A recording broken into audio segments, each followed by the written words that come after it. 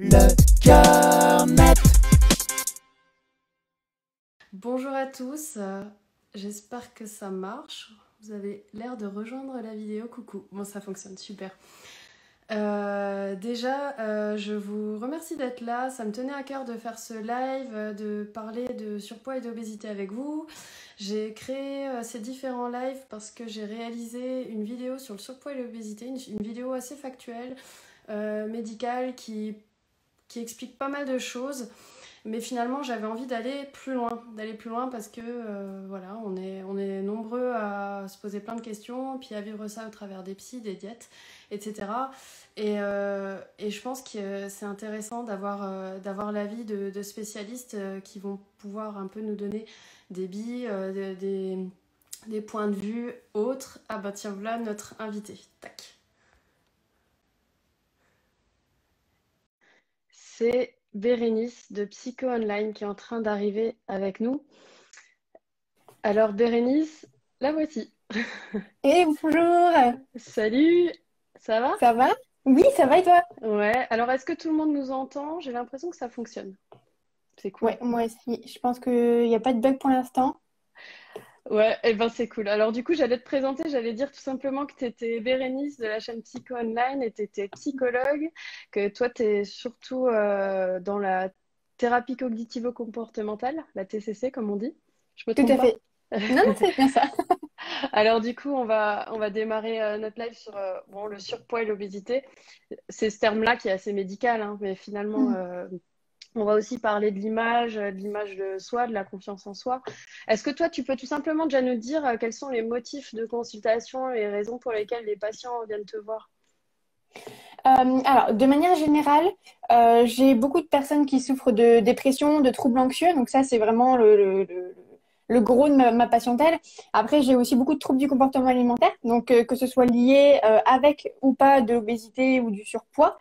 Et puis après, j'ai aussi quelquefois certaines choses qui sont un peu plus, enfin un peu moins rencontrées, comme un trouble de la personnalité ou ce genre de choses. Donc c'est assez global, enfin assez général. D'accord. Et puis, tu as parlé des troubles du comportement alimentaire. Est-ce que tu peux juste nous définir ce que c'est exactement? Quels sont les troubles? Mm. Ouais. Alors, Ouais. au niveau des troubles du comportement alimentaire, dans les classifications, pour l'instant, tu en as trois. Mhm. Donc, tu as l'anorexie mentale. Donc ça, je pense que tout le monde connaît, c'est voilà, des très grosses restrictions. Alors tu as l'anorexie restrictive, où la personne va manger le moins possible, vraiment beaucoup, beaucoup, beaucoup se restreindre. Mhm. Et tu vas avoir du coup ce qu'on appelle l'anorexie boulimique, où là, la personne va manger normalement, même si bon, j'aime pas trop ce terme de normal, mais on va passer. Elle va manger normalement, en revanche, elle va utiliser des techniques de gestion du poids, en fait, donc de laxatifs, se faire vomir, etc., etc. Donc avec un poids toujours en deçà de la moyenne et des pensées très rigides, etc., etc. Tu as aussi du coup ce qu'on appelle la boulimie, enfin le trouble boulimique, où là du coup tu vas avoir ce qu'on appelle des compulsions alimentaires, où en fait la personne va manger de très grandes quantités de nourriture en très peu de temps. Et en fait, il va y avoir aussi des stratégies de contrôle de poids. Donc, comme dans l'anorexie boulimique, la seule différence, en fait, c'est que du coup, entre l'anorexie boulimique et le trouble boulimique, il n'y a pas forcément la même charge pondérale. C'est-à-dire que les anorexiques vont être très maigres, alors que les personnes qui souffrent d'un trouble boulimique ne vont pas l'être. Pour autant, il y aura le même fonctionnement. Il va y avoir des compulsions alimentaires et puis il va y avoir aussi des stratégies de contrôle de poids, donc par les vomissements. Souvent, c'est des vomissements un peu moins de l'utilisation de laxatifs et parfois il y a de l'utilisation de diurétiques. Et Mhm. enfin, le troisième trouble qui est référencé, c'est le trouble hyperphagique, en fait, le binge eating disorder, où là, du coup, c'est comme la boulimie, mais sans les stratégies de contrôle de poids. Et c'est dans ces moments-là, en fait, souvent, qu'on retrouve bah, du coup des personnes qui sont en situation d'obésité et ou en surpoids, ou en surpoids, pardon, parce qu'en fait, du coup, il n'y a pas de stratégie de contrôle de poids et il n'y a que les compulsions. Donc, en fait, les personnes vont manger énormément de nourriture en très peu de temps. Et donc, comme il n'y a pas de contrôle du poids derrière, bah, du coup, ça fait qu'il y a toujours une masse pondérale qui est prise, en fait. D'accord. Et Ouais. donc les patients, ils peuvent consulter peut-être sur une demande médicale, mais on n'est pas forcément obligé de se sentir malade pour consulter. Que penses-tu de ça en fait? Alors, non, moi je suis tout à fait d'accord. Et dans ma pratique, j'ai très rarement des personnes qui viennent me voir par rapport à leur obésité sous les conseils d'un médecin. Voilà, Mm, mm. c'est très rare. Déjà parce que, bah, voilà, il y a certains médecins qui n'y mettent pas forcément les formes. Donc, ça donne pas envie d'aller consulter un psychologue, même si on n'est pas dans le jugement, même si on essaie d'être bienveillant. Enfin, personnellement, j'essaie toujours d'être bienveillant, enfin, d'être bienveillante, pardon. Mm, mm, mm. Mais c'est pas toujours, c'est pas toujours évident. En revanche, il m'arrive très régulièrement de parler de tout ce qui va être, bah, du coup, estime de soi au niveau physique, apparence physique, etc., etc. Chez des personnes qui vont venir, par exemple, parce qu'elles sont en dépression, ou chez des personnes qui vont venir parce qu'elles ont un manque d'estime d'elles-mêmes. Voilà, ça m'est déjà Ouais. arrivé d'avoir des personnes qui sont en surpoids ou en situation d'obésité et qui viennent me voir pour des problèmes de gestion des émotions, des problèmes d'estime de soi, parfois des troubles dépressifs ou des troubles anxieux. Et finalement, bah, parfois, ça dérive un petit peu. On se retrouve à du coup venir parler en fait, bah, du coup, de l'estime de soi, de l'apparence physique que la personne a, etc., etc. Et donc dans ces moments-là, on y va. Mais non, il n'y a pas forcément besoin de se sentir malade, il n'y a pas forcément de se sentir anormal ou quoi et qu'est-ce pour aller consulter. En fait, vous pouvez parfaitement aller consulter. Enfin, moi, j'ai déjà des patients qui m'ont dit, bah, je viens vous voir parce qu'en fait, j'ai pas d'amis et j'ai personne avec qui parler. Bah, ok. C'est très bien. Ok, C'est on en très parle. bien. Eh ben, c'est très bien. C'est important de dire qu'il n'y a pas de jugement. Et une autre chose vraiment importante, c'est qu'il y a des personnes en surpoids ou en situation d'obésité qui n'auront pas besoin d'aller voir un psy. Ça, Là, on parle des personnes qui sont dans la demande, qui du coup ont un mal-être ou un questionnement ou une chose à régler et qui auront peut-être besoin d'un psy pour régler ces choses-là. Ouais. Tout à fait, oui. Et tu as ce qu'on appelle, bah, alors là, dernièrement, je sais pas si tu as entendu parler, mais du principe d'obésité saine, où en fait, bah, il n'y a pas de problème psy derrière, où il n'y a pas forcément de maladie, tu vois, où au niveau de tout ce qui est bah, prise de sang, etc., tout va bien. Et bah, dans ce cas-là, bah, en fait, oui, si la personne, elle est bien dans son corps, moi, j'ai envie de dire, c'est pas la peine d'aller voir un psychologue, quoi. Faites votre vie, kiffez, et puis tant mieux, c'est très bien. Ouais, ouais, bien oui, bien sûr. Et du coup, tu parles d'image de soi. Qu'est-ce que ça t'évoque, l'image de soi et puis la confiance et comment dire, l'estime qu'on peut avoir pour soi? Alors, ça, c'est toujours un peu compliqué de définir ce qu'est l'estime de soi et l'image de soi. C'est en gros le jugement que tu vas avoir par rapport à ta personne. Voilà, c'est souvent un jugement de valeur que tu vas émettre en disant, bah voilà, moi je suis une bonne personne, moi je suis une mauvaise personne, etc., etc. Et ce qui se passe aussi dans le cadre en fait des personnes en situation de surpoids et d'obésité, c'est que l'estime de soi globale va totalement dépendre ou va parfois même être totalement happée par l'image de soi physique en fait. C'est-à-dire que je pense par exemple à certaines patientes qui peuvent avoir, enfin qui peuvent souffrir de dysmorphophobie. Je ne sais pas si tu sais ce que c'est. Je vois, mais du coup, je pense qu'il faut peut-être l'expliquer. C'est une image de soi qui serait Qui complètement serait difforme par rapport à la réalité, typiquement. Voilà, c'est ça. En fait, c'est du coup une image de soi qui va être totalement déformée. Et en fait, ça a été décrit par une expérience qui est très parlante et dont je peux te parler. C'est que il y a une étude en fait où ils ont mis une porte, en fait, une entrée de porte, et où en fait on pouvait faire passer deux personnes comme les participantes. C'est-à-dire qu'en fait, tu mettais deux personnes côte à côte, elles rentraient elles passaient très bien dans le pas de porte. Et en fait, Mhm. quand tu les faisais passer, et ben en fait, elles se décalaient comme si elles étaient obligées de. Alors qu'en fait, il y avait la place pour en mettre deux comme elles. Et du coup, bah, en fait, c'est ça la dysmorphophobie dans le cadre surtout de l'obésité et du surpoids, c'est qu'en fait, tu vas avoir des personnes qui vont simplement être en surpoids, qui vont avoir une petite surcharge, enfin une légère surcharge pondérale, et qui vont se penser beaucoup plus grosses, beaucoup plus imposantes qu'elles ne le pensent. Et donc, ça, c'est quelque chose qui est extrêmement présent. Enfin, en tout cas, dans ma pratique à moi, c'est quelque chose qui est extrêmement présent et c'est quelque chose qui vient énormément bousculer en fait l'estime de soi parce que forcément, tu ne peux pas avoir une bonne estime de toi si tu ne te vois pas tel que tu es. Et en Ouais, plus de ça, c'est juste. tu te vois pire que ce que tu es, alors pire entre guillemets, mais tu vois, tu te vois moins bien. Enfin, souvent, elle se voit moins bien parce que du coup, pour elle, plus grosse, c'est forcément moins bien. Du coup, elle se voit moins bien. Et donc, par conséquent, bah, du coup, l'estime de soi, comme je te l'ai dit, c'est totalement happé par l'image de soi qu'on va avoir. Bah, en fait, souvent, il y a un gros travail à faire par rapport à l'image de soi, au physique, à la perception qu'on a de notre corps pour gérer, en fait, pour améliorer l'estime de soi globale. Ouais, et puis c'est rigolo parce que tu parles de cette porte, mais finalement, il y a un peu aussi cet impact de la société, quoi, de rentrer dans un moule, passer par une porte. Enfin, il y a un peu ce côté, voilà, les dictats. Et ce que moi j'ai lu aussi, c'est assez intéressant, c'est finalement, on est beaucoup plus indulgent envers les autres. Mhm, tout à fait. Il y a ce côté-là. Nous, ça ne nous dérange pas qu'un tel soit comme ci, que l'autre soit comme ça. Et par contre, nous, il faudrait surtout pas. Il y a peut-être une histoire de perfection ou de perfectionnisme à étudier. Je ne sais pas si c'est Mm. un thème que tu évalues. Alors, au niveau du perfectionnisme, moi, je l'évalue pas tout le temps, mais tu le croises énormément, surtout chez les personnes qui souffrent de troubles du comportement alimentaire. Par exemple, au niveau de l'anorexie, tu as un perfectionnisme, enfin, le perfectionnisme est très, très, très présent dans, par exemple, l'anorexie, dans la boulimie aussi. Voilà, dans tout, à partir du moment où tu vas t'infliger un autocontrôle, moi, je pense qu'on peut parler de perfectionnisme et aussi de rigidité. Parce que moi, Mhm. je le vois dans mes accompagnements, les personnes qui sont en situation d'obésité et de surpoids, elles sont souvent très rigides par rapport à ces choses-là. Et effectivement, les autres, elles ont le droit. Moi, j'ai quasiment toutes mes patientes qui me disent, bah oui, mais j'ai déjà vu des femmes qui ont des rondeurs, qui sont obèses, qui sont super belles. Mais moi, je suis pas belle. Et quand tu viens essayer de chercher, et je sais que moi, c'est quelque chose qui me met très souvent en difficulté parce que j'ai souvent du mal, en fait, à, Mhm. à faire relativiser ces personnes-là ou à les faire juste questionner, juste même pas forcément relativiser, juste Mhm. questionner. Et elles vont dire, bah oui, elles sont belles, mais moi, je me trouve pas belle. Et quand tu leur demandes, tu vas dire, mais pourquoi vous non? Bah, je sais pas. Et alors, souvent, ça vient, oui, de l'éducation, ça vient aussi de la société. Et de la société, voilà, on en parlait tout à l'heure, société qui est grossophobe, etc., etc., où en fait, dans la société, tout n'est pas fait pour qu'on s'accepte avec nos rondeurs et avec notre poids, notre forme, enfin, notre corps tel qu'il est, en fait. Donc, Mhm.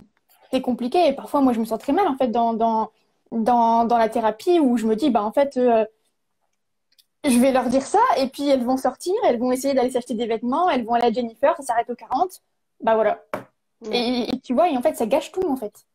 Alors moi, dans les questions que j'ai reçues des internautes, j'ai beaucoup relevé le poids et aussi la culpabilité de la part de la famille.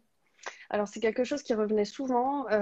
Finalement, on se rend compte que probablement inconsciemment, des fois, la famille n'est pas forcément soutenante. Elle va comparer les fratries ou enfin voilà, un parent qui pourrait être jugeant. Mhm. Typiquement, des fois, c'est pas simple. Je pense que tu peux inviter peut-être les patients à venir des fois accompagner de l'entourage. Ouais, ça arrive parce qu'en plus de ça, au niveau de la famille, au niveau des facteurs de risque de l'apparition d'un TCA, la famille, c'est très important et c'est très souvent relié. C'est-à-dire que bah, c'est pas compliqué, en fait. Quand tu es petite, que tu vis, que tu fais ta vie et que tu as derrière ton père, ta mère, un frère, une sœur qui vient toujours te dire que t'es grosse, qu'il faudrait que t'arrêtes de manger, qui te fait faire des régimes. Moi, j'ai des patientes qui me disent, qui m'expliquent que leurs parents les obligeaient à faire des régimes. Et en fait, au niveau de l'estime de soi, c'est juste catastrophique parce qu'en fait, ça te montre, en fait, implicitement, ça te montre que si tu n'es pas mince, tu ne vaux rien. Si tu n'es pas mince, on ne t'aime pas, etc., etc., et que tu dois te contrôler, tu dois être rigide. Et en fait, c'est au niveau, enfin, moi, de toutes mes patientes qui souffrent de TCA, il y a un truc qui s'est passé dans la famille. Soit il y avait souvent c'est les mères. Alors, je ne veux pas généraliser, mais souvent ce sont les mères en fait, parce que bah, tout simplement, je pense qu'en tant que femme, elles sont elles aussi soumises aux dictats de beauté de notre société et qui du coup viennent le transférer sur leur enfant. Donc bah, oui, elles vont leur faire des remarques, etc., etc. Parfois, c'est pas forcément malveillant, c'est juste maladroit et en fait, ça fait des dégâts qui sont considérables en fait. Ouais, ouais. Il y a certainement beaucoup de maladresse. Il y a des termes aussi qui sont utilisés qui sont certainement. Voilà, on parle quand même beaucoup de maîtrise, de contrôle, contrôle du poids, de régime à tout va. Un régime, nous, médicalement, un régime, c'est un régime amincissant, mais il y a aussi des régimes sans sel, des régimes de la femme enceinte. Enfin, et c'est vrai que typiquement, alors moi, mon truc, je suis plus spécialisée dans l'enfant et l'adolescent en termes de surpoids. Mais déjà, je peux vous dire que la croissance fait énormément. Donc, je suis assez choquée d'entendre dire que des parents mettent leurs enfants en régime. parce que déjà, c'est des choses qu'on fait avec un accompagnement, avec un diététicien, avec un pédiatre, un médecin. Et puis surtout, voilà, on n'utilise pas des termes comme ça de régime. C'est surtout, en fait, souvent on reprend des bonnes habitudes, on évite de grignotage. Ça, ce sera l'objet d'un autre live. Mais voilà, je pense que ça, c'est important de le formuler. Faut être accompagné. Il ne faut pas Mhm. utiliser ces termes à mauvais escient. Et aussi, je pense que les soignants, l'air de rien, on a notre part de responsabilité. Donc, il se trouve que là, on utilise les termes de surpoids et d'obésité qu'on retrouve dans les bouquins. J'ai donc fait une vidéo là-dessus en étant très factuelle, en parlant de chiffres et de courbes, Mhm. parce que c'est ça notre définition. Mais finalement, pour un patient, ça peut être aussi mal pris. Ça peut être jugeant par rapport à l'image qu'il a lui-même de ce mot. Et enfin, mon point de vue, en tout cas pour les personnes que je pourrais conseiller à ce niveau-là, c'est tout simplement d'en parler avec le patient, de dire bon bah voilà, vous venez pourquoi? Si la personne dit bah, je viens pour un embonpoint, bah voilà, on va parler de votre embonpoint. Est-ce qu'on voulait qu'on en parle? Par contre, est-ce que là vous souffrez d'obésité? Est-ce que vous êtes d'accord que j'utilise ce terme-là? Je vous explique ce que c'est.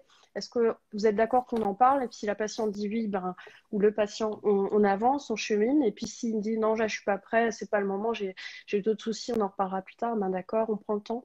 Et Mhm. surtout, on emploie les bons mots parce que ça peut être très stigmatisant en fait.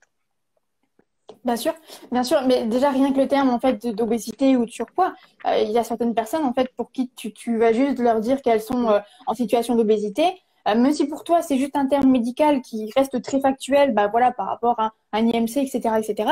Elle risque de très mal le prendre et en fait ça se comprend parce que dans notre société, quelqu'un qui est en situation d'obésité, bah c'est quelqu'un qui est flemmard, c'est quelqu'un qui n'a pas de volonté, c'est quelqu'un qui ne fait rien pour s'en sortir, etc., etc.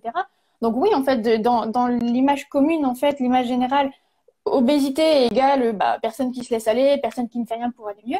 Donc même si tu as devant toi quelqu'un qui est bienveillant ou qui se dit bienveillant et dans le non-jugement, bah toi, ça te renvoie directement ça, en fait. Et donc oui, je te rejoins parfaitement là-dessus, où il faut faire attention, en fait, avec les patients. Moi, je sais que à chaque fois, je leur dis, voilà, j'utilise ces termes-là, mais si jamais ça vous dérange, je peux ne pas les employer, on peut employer un autre mot, etc., etc. Est-ce que ça vous dérange? Parfois, on peut le travailler, mais oui, je pense qu'en tant que soignant, c'est aussi notre responsabilité de faire attention, en fait, à pas heurter le patient, même si, ben, pour nous, ce sont des termes médicaux. Euh, Bah, pour lui, ça ne l'est pas. Et par conséquent, je pense que c'est important de prendre en compte cette dimension-là. Tout à fait, totalement d'accord. Et donc toi, tu fais de la thérapie cognitivo-comportementale. Justement, s'il y a des personnes qui ont des troubles du comportement alimentaire, est-ce que tu peux nous dire un petit peu les étapes de la prise en charge pour expliquer? Sachant qu'il faut savoir qu'il y a d'autres thérapies pour prendre en charge, mais pour Mhm. celle-ci, pour celle que tu pratiques, est-ce que tu peux m'en dire plus? Ouais. Alors, bon, déjà, je fais énormément de psychoéducation. C'est-à-dire que moi, je considère, et ça, c'est pas que dans les TCA, c'est dans tous les troubles, que tu ne peux pas savoir vers quoi tu vas tendre si tu ne connais pas le fonctionnement normal de ton organisme. Donc, je parle énormément, je fais beaucoup de psychoéducation sur le fonctionnement du cerveau, sur le fonctionnement de l'alimentation, etc., etc., l'alimentation émotionnelle. J'en parle aussi énormément.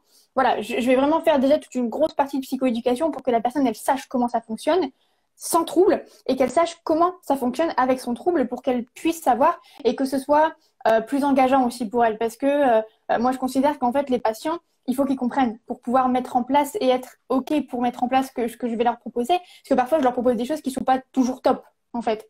Moi, par exemple, tu me demandais, par exemple, les étapes. Je sais que je leur fais remplir un tableau d'auto-observation, etc., etc., pour voir un petit peu où ils en sont au début de la thérapie.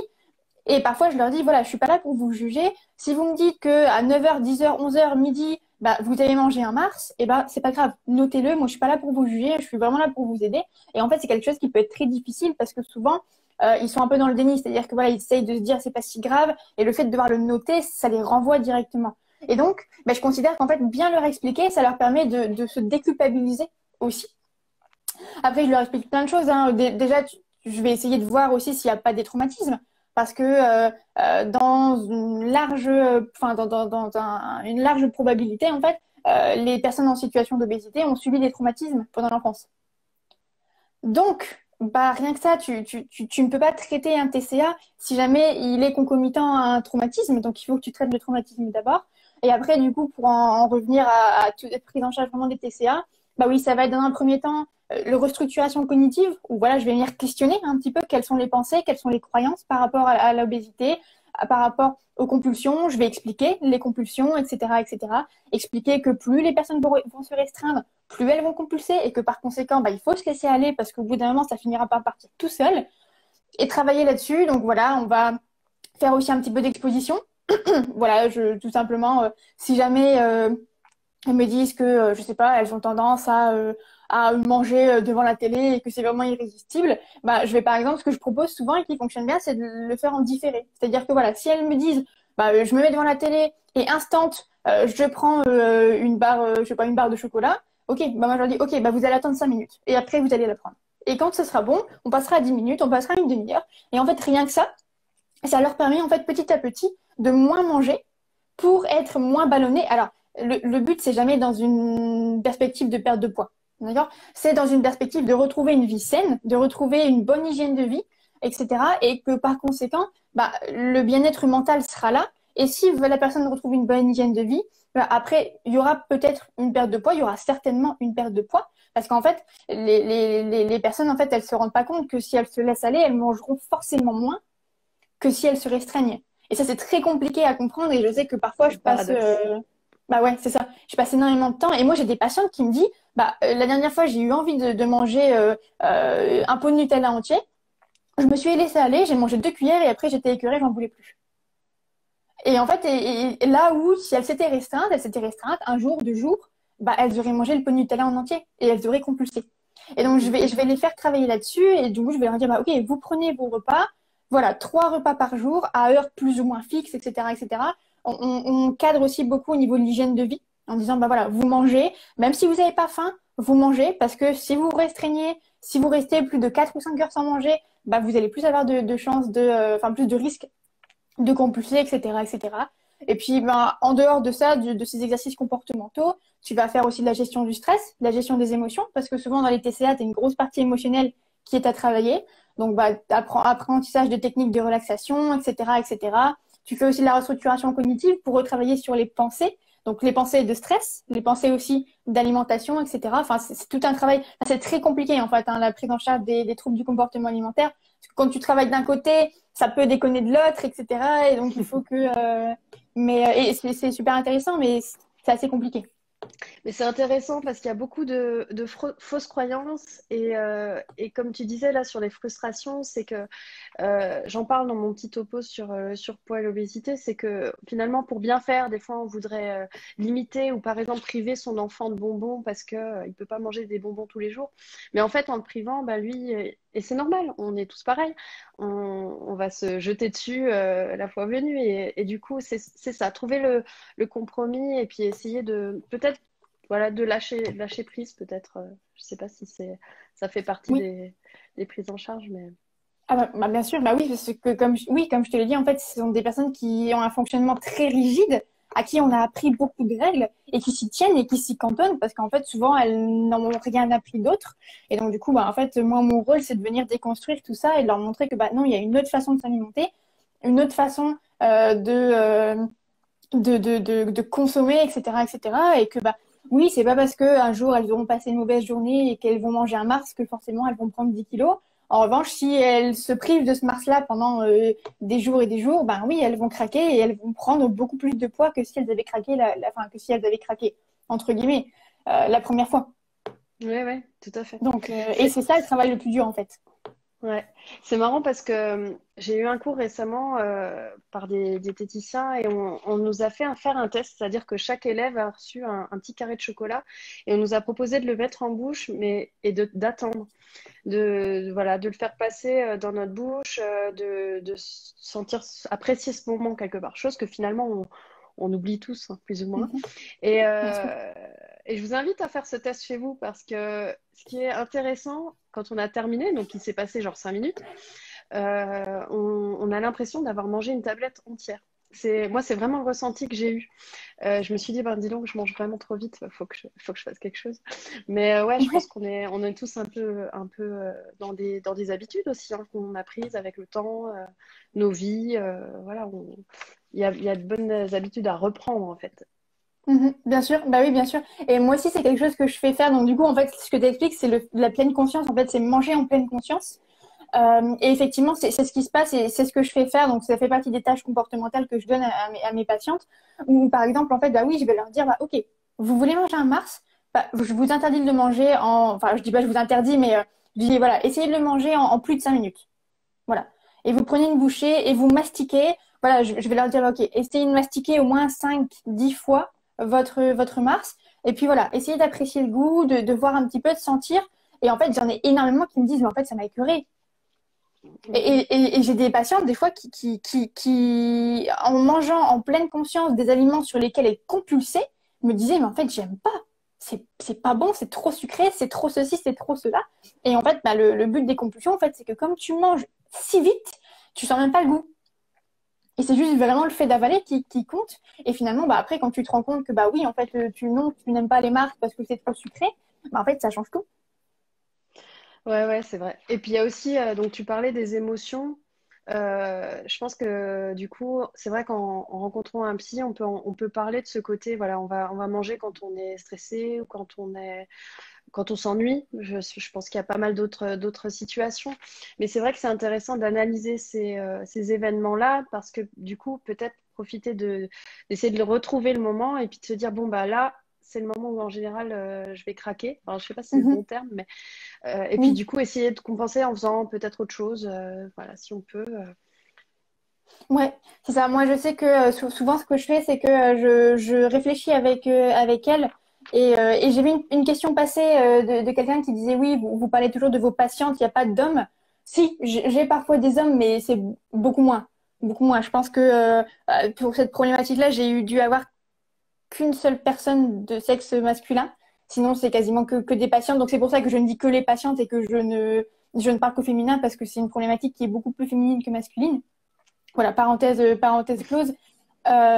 Effectivement, par exemple, moi, je vais leur dire, bah, OK, il n'y a pas quelque chose que vous pourriez faire qui vous ferait autant plaisir.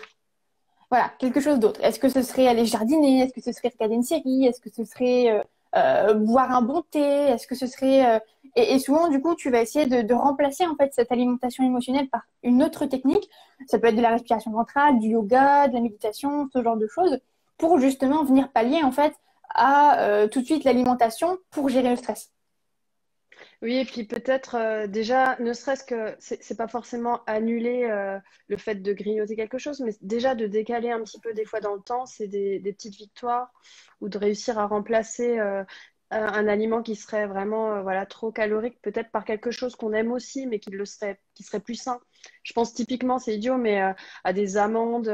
Quand nous, voilà, on propose ça par exemple en goûter Mhm. ou si on aime aussi ces choses-là, ça peut être intéressant de de pas tout s'interdire en fait. Peut-être juste Bien sûr. apprendre à décaler dans le temps et puis apprendre à se connaître en fait. Hein. Je crois que c'est surtout ça. Hein. En fait, Bah oui, bien sûr, bien sûr. Alors pour le fait de remplacer, alors c'est une bonne idée, mais tu vois pas tout le temps.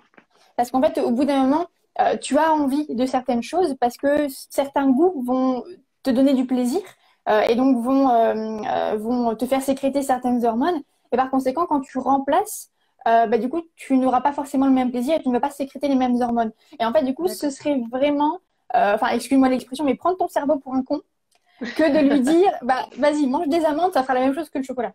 Ouais, ok, je comprends. Donc, tu vois, c'est une bonne Ouais. idée. C'est moi aussi, je le propose, mais pas tout le temps. Voilà, au bout d'un moment, je leur dis, OK, bah, donnez à votre cerveau ce dont il a envie. Et puis, bah, après, vous recommencerez à manger des amandes. Mais voilà, faut pas que les personnes, elles se disent, bah, il faut absolument que je mange que des amandes parce qu'en fait, ça va rentrer aussi dans de la restriction. Tu vois? Ouais, ouais, ouais. Donc interdire, si, enfin, c'est ça, interdire la restriction. Enfin, c'est, mais vraiment on C'est en ça. est là quoi. Faut rien s'interdire, mais voilà, essayer de trouver le De- compromis pour pas qu'il y ait de frustration. Mais c'est vrai que C'est ça. c'est un long cheminement quand même. Je pense Ouais. il faut dire aux patients, oui, aux patientes voilà, qu'on est quand même sur de longs mois de réapprentissage de soi. Bien sûr, bien sûr. Après, au niveau enfin, du réapprentissage en fait de l'alimentation, moi je sais que ça prend pas non plus très longtemps. Au niveau comportemental, c'est souvent au niveau cognitif que ça prend des mois et des mois. Au niveau comportemental, moi j'ai des patientes qui vont très bien, enfin, se mettre à manger plus lentement, etc., etc. Et enfin, en tout cas pour les personnes que j'ai suivies jusqu'à présent, en un mois grosso modo, les compulsions, elles avaient quasiment disparu.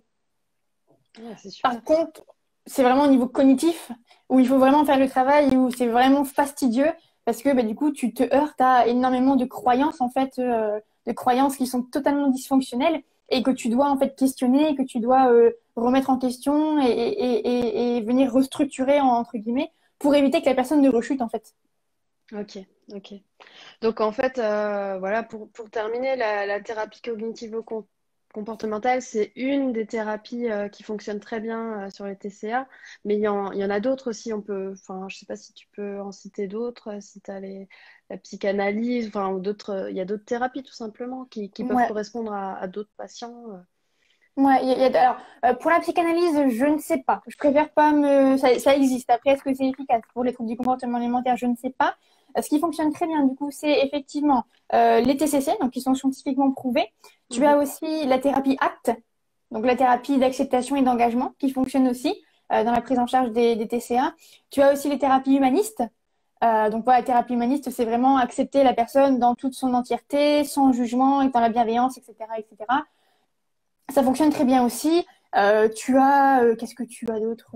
Tu as la psychanalyse, tu as les thérapies psychodynamiques, donc qui dévient en fait de la psychanalyse, qui ont la même base mais qui sont un peu différentes. Voilà, tu as plein de thérapies et j'ai envie de te dire, la pratique c'est important, donc il faut vraiment avoir quelqu'un de formé à la prise en charge des TCA, que ce soit de manière cognitivo-comportementale ou avec une autre approche. Mais ce qui compte aussi, c'est le thérapeute, le feeling que tu vas avoir avec le thérapeute. C'est très important et c'est aussi ça qui fait une bonne partie du travail, la plupart du temps. Ouais, ouais, ouais. Je pense que vraiment pour conclure, c'est ce qu'il faut, c'est vraiment le message à faire passer, c'est qu'il faut se sentir à l'aise avec son thérapeute, son psy, bon, ou toutes les personnes avec qui on a affaire finalement en soins, c'est qu'il faut que ce soit une personne de confiance en qui on a envie à qui on a envie de se confier tout simplement, qu'on a envie d'écouter. Si déjà d'emblée on y va avec des freins parce qu'on trouve qu'il est jugeant ou pas bien, bah, faut arrêter. Bah, Faut bien sûr, regarder. oui, il faut aller voir quelqu'un d'autre, oui. Il y a un live qui a été réalisé samedi dernier par Baptiste Beaulieu. Il est sur sa page, il traite de la grossophobie. J'invite les personnes qui s'intéressent à aller le voir parce qu'il est génialement fait et je pense Mhm. il invite aussi voilà, à se poser des questions sur l'image, ce dont tu as parlé, Bérénice. Je pense que c'est vraiment chouette de mettre ça en regard de la société d'aujourd'hui finalement. Je pense que Bien sûr, ça vaut le coup. bien sûr, ouais, c'est super important.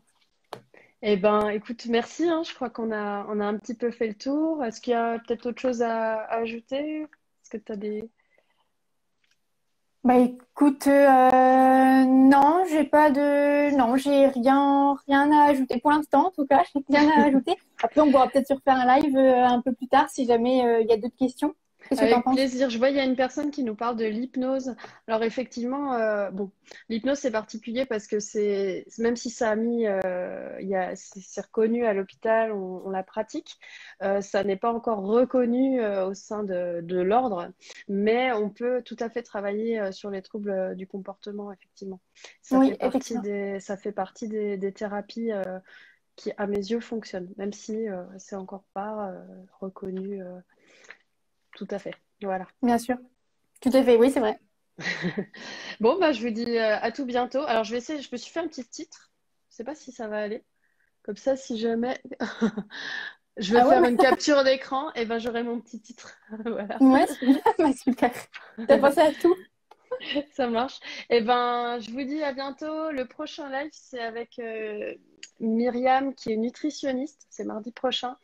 Et voilà, on essaiera de compléter toutes les choses que tu as dites. Et puis, je te remercie encore, Bérénice. Toi, on peut te retrouver sur ta page Psycho Online. Et il y a plein de conseils. Allez voir, vraiment, c'est super intéressant. Ça parle vraiment de tous les troubles voilà, que tu as évoqués à l'instant, mais en plus détaillé avec pas mal de choses en plus. Donc n'hésitez pas à aller voir. Ouais, écoute, merci beaucoup Laure de m'avoir invitée. Et À puis, bientôt. à bientôt. Au Salut. revoir. Salut tout le monde.